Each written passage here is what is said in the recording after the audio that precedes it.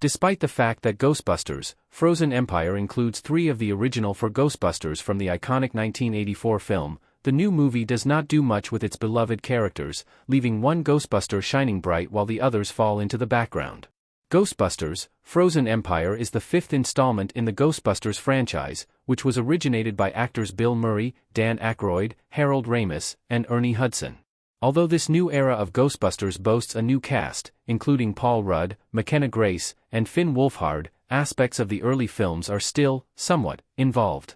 Since the previous Ghostbusters movies, Ghostbusters, Afterlife and Ghostbusters, Frozen Empire, are continuations of the franchise rather than reboots, these films have plenty of jurisdiction to use the original Ghostbusters world and characters, and for the most part, they do. Although Afterlife takes place in Oklahoma, Frozen Empire brings the Spenglers back to New York City and the Ghostbusters firehouse. All 3 surviving Ghostbusters return to fight the supernatural, plus their secretary and confidant, Janine Melnitz. Old monsters and villains return alongside new threats and friends. However, Ghostbusters, Frozen Empire does not use every aspect of Ghostbusters equally. Dan Aykroyd is the only original Ghostbusters star to have a major Frozen Empire role. In the film, Stantz owns a shop wherein he buys haunted items, and then offers them up to Venkman's research lab, where he has configured a way to remove spirits from objects, then discard the ghosts. More than that, his first scene shows him and Ghostbusters, Afterlife's podcast working on what seems to be a YouTube channel. Ultimately, Stantz plays a significant role in the film, teaming up with Phoebe to unravel the mystery of the Goraka. In this way, Dan Aykroyd doesn't make a simple cameo in Ghostbusters, Frozen Empire, but is a huge part of the film. In many ways, the plot relies on him. The Goraka's prison is sold to his shop, and he brings it to the Ghostbusters lab, where it ultimately gets set free.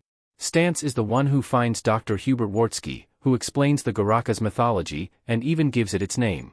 And in Ghostbusters, Frozen Empire's ending, it is Stantz's knowledge that confirms Phoebe's idea to cover her equipment in brass, which is what takes down the Goraka. The other original cast members don't get much to do in Ghostbusters, Frozen Empire. Compared to Dan Aykroyd, the other original Ghostbusters actors don't do much in Ghostbusters, Frozen Empire.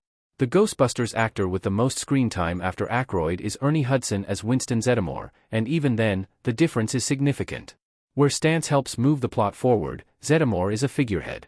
He handles some Ghostbusters affairs, particularly in terms of money and the research lab, and appears to yell at Phoebe and Stantz, but otherwise, he is just another number against Goraka. Bill Murray's Peter Venkman is even worse, with only 2 scenes that are almost entirely for comedic effect. In terms of affecting the plot, a Ghostbusters character that actually gets some mileage is William Atherton as Mayor Walter Peck. Though Peck's scenes are not many, he does pose a very serious threat to the Ghostbusters, and his ruling that Phoebe can no longer be a Ghostbuster has a huge effect on the film's story. His bitterness towards the Ghostbusters is not just a nostalgic throwback, but actually important in the grand scheme of things. The same cannot be said for Janine Melnitz who, like Venkman, only says a few lines before being thrown into the final action sequence.